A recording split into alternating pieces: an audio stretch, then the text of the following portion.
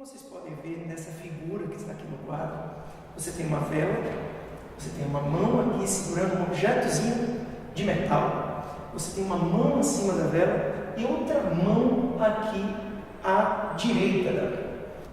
Então você observe que você tem uma região de alta temperatura, a chama. Aqui existe uma região de baixa temperatura, comparada com a chama. Lembre-se que alta e baixa em física é sempre uma comparação. Aqui em cima uma região de baixa temperatura comparada com a chama. E aqui também outra região de baixa temperatura comparada com a chama. Por uma questão somente de um pouco de rigor matemático, vou chamar isso de temperatura baixa, um apóstrofo, que as pessoas falam T', mas se chama T', e aqui T2', somente para lembrar que são regiões diferentes. Vamos lá. Modelo simbólico. O calor sai da região de alta temperatura para a de baixa temperatura. Como? Nesse primeiro processo, as vibrações são transmitidas de partícula para partícula, de átomo para átomo. Você tem a transmissão sendo feita através da transição eletrônica, das camadas entre os elétrons se ligam. É uma transmissão relativamente lenta, sem transporte de matéria, até a sua mão. Esse processo se chama condução térmica. Aqui já é um processo interessante. Você queimaria a mão. O ar quente que está aqui em volta, ele se dilata e, por ficar menos denso, ele sobe e queima a sua mão. Já não queima a sua mão do lado, porque os fluidos menos densos, na presença de gravidade, espontaneamente eles sobem.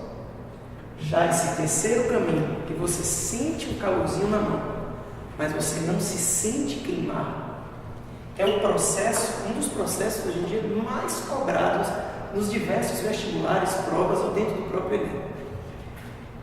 Esse caminho é feito através de ondas eletromagnéticas. O ar quente que sobe não queima sua mão, mas as ondas se propagam e aquecem a sua pele. Quais são esses três processos de propagação do calor? Condução térmica é exatamente o que acontece naquela vareta.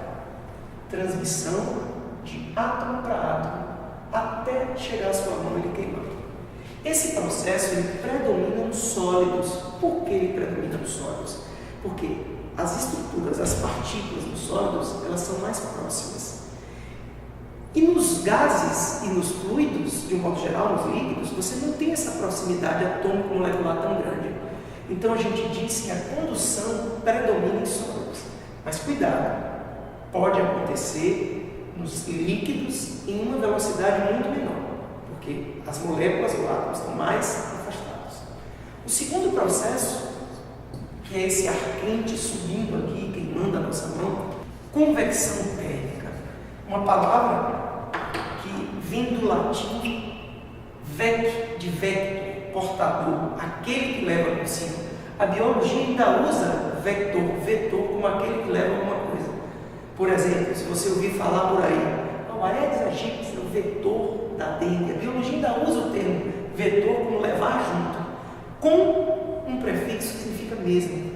Então, o que é convecção? É levar a energia térmica junto com a massa fluida. Na hora que esse ar quente sobe, ele leva com ele a energia térmica queimando a sua mão. Etimologicamente, convecção é levar junto, mas é um processo pelo qual o calor se propaga em fluidos. O terceiro processo, radiação térmica, que muitos livros chamam de irradiação térmica. Irradiação térmica. Qual é a diferença? Radiação térmica, você está tendo foco em quem emite as ondas. Irradiação térmica, você está tendo foco em quem recebe as ondas. Se eu fosse ser rigoroso com as palavras, a vela que está aqui, a chama, radia ondas eletromagnéticas e a sua pele irradia porque absorve. Mas fiquem tranquilos, essa linguagem ao pé da letra, ela só é utilizada principalmente na universidade. No ensino médio, os livros de geografia estão na frente dos livros de física. Eles já estão usando essa linguagem certa quando eles explicam aquecimento global, efeito estufa, quando eles dizem assim: o Sol radia ondas e a Terra irradia essas ondas, ou seja, a Terra absorve. Mas vocês vão encontrar em livros, em apostilas de física para o ensino médio, radiação e radiação praticamente como sinônimos. A prova do Enem, nos últimos, principalmente 5 anos, tem utilizado essa linguagem com muita coerência. Quando eles falam radiação, eles falam de quem emite, e radiação, eles falam de quem absorve. Mas, no geral, não é algo para você se preocupar demais. Vamos agora falar de alguns detalhes mais apropriados, mais específicos de cada um desses processos. Condução térmica. Se vocês observarem, nós desenhamos aqui uma vareta e escrevemos que ela era de metal. Por que metal? Se nós tivéssemos essa vareta de madeira, nós iríamos perceber que ela iria incendiar na ponta, mas talvez nós nunca queimássemos a mão. Mas metal não, o calor vai se propagando facilmente e lhe queima. Existem bons condutores de calor e existem maus condutores de calor. Quem são os bons condutores de calor? Geralmente os bons condutores de calor são os metais. Existe uma exceção. O carbono, no seu alótopo grafite, ele é excelente condutor de calor, embora ele seja uma metal. As ligas metálicas também são excelentes condutores de calor. Os bons condutores de calor, eles provocam na nossa pele sensações térmicas mais intensas.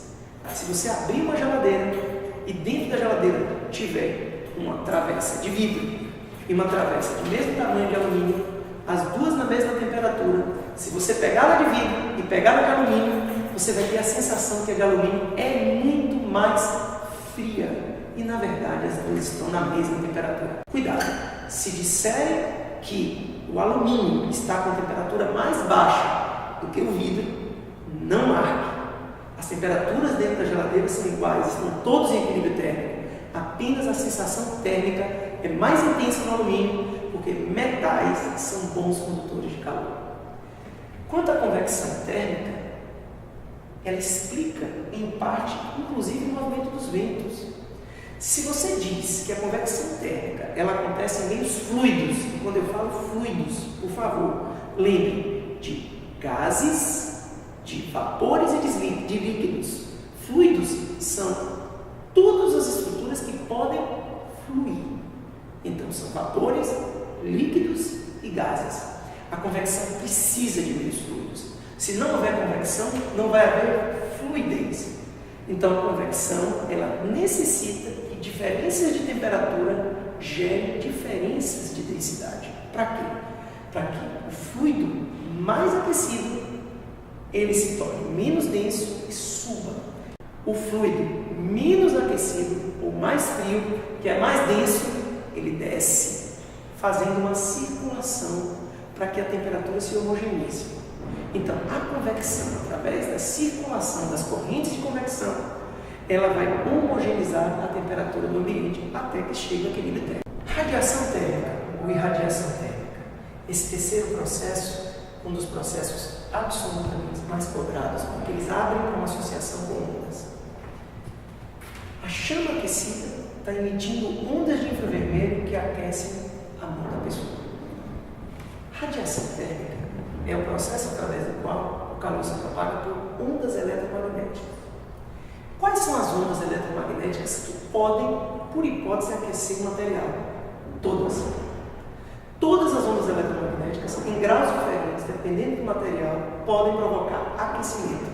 Ondas de rádio, TV, radar, ondas de micro-ondas, ondas de infravermelho podem aquecer, ondas de luz podem provocar aquecimento, ondas de ultravioleta, ondas de raio-x, raios gama, todos podem provocar aquecimento, em graus diferentes, dependendo dos materiais. Bons absorvedores de radiação térmica são também bons emissores. Essa pergunta estava no Enem. Um copo aquecido, se ele for negro e se ele for branco, eles aquecem em taxas diferentes. O copo escuro, ele não só aquece numa taxa mais rápida, como também ele resfria numa taxa mais rápida, porque ele não só é um bom absorvedor, como é também um bom emissor. Muito obrigado.